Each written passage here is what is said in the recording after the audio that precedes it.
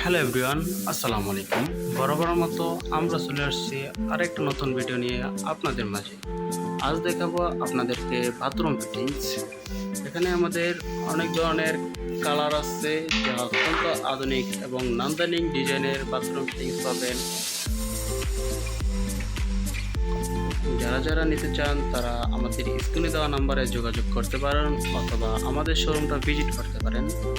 আমাদের শোরুমের লোকেশনটা হচ্ছে বাংলা মোটর দিলারা টাওয়ারের অপোজিট সাইডে।